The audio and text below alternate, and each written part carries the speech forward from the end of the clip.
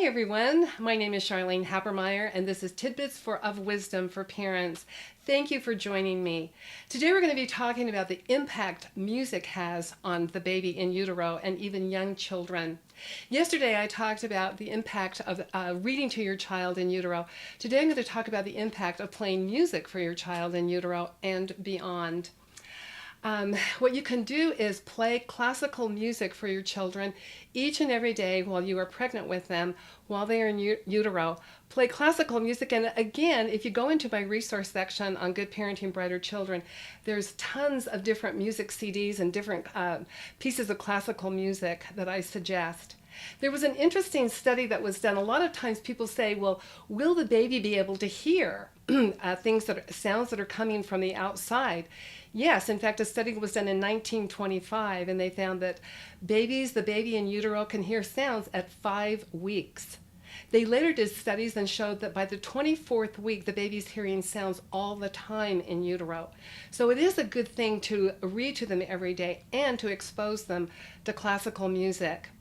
There was an interesting study that was done by Dr. Donald Shetler at the Eastman School of Music. And what he did is he took mothers who already had children, 1 or 2 children, and now they were pregnant with their 2nd or 3rd child. And he had them take headphones and put those headphones on their stomachs and have them the baby listen to classical music for approximately 10 minutes each day.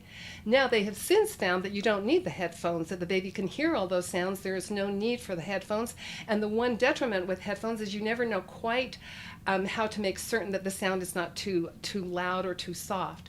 So they said just play music on your way to work in the morning or before you go to bed at night, play 10 minutes of music. Now, what they found in the study is those children at the age of 2, there was a huge difference that they found, and then the difference was in language development and in how they talked. They were early talkers, they were also early readers, but in terms of language, their language was more sophisticated, it was more articulate, it was much stronger and better than, and they talked in sentences earlier, than their other siblings who had not been exposed to classical music each day in utero. So they know that it plays a huge impact if you start in utero. Rene Vandekar is a researcher, and he said that a child in the prenatal stages is like at a university because you can play music for them, you can read books to them, you can expose them to different experiences just as long as you're talking to them and telling them the experience that they are experiencing at that particular time. So all of those things are important. Then when they get to be a little bit older, you want to get them involved in a music program. There are international and national music programs that are available at 18 months. Kinder Music is a very popular one. Let's Play Music is another popular one that you can start both of those programs at 18 months. Later on, there's the Yamaha program, there's the Suzuki program, there's the Kodai program. All of these amazing music programs, and what they're doing is they're helping to build a bigger, better brain.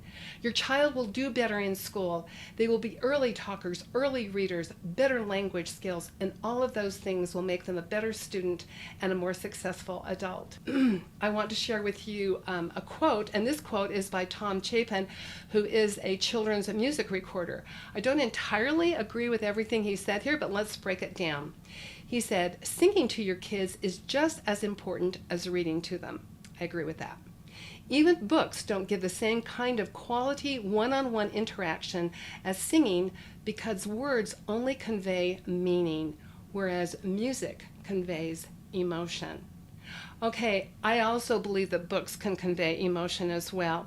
But there was a great Japanese mathematician, and he was asked by a number of mothers, what is the number one thing that I can do for my child that will help them with math?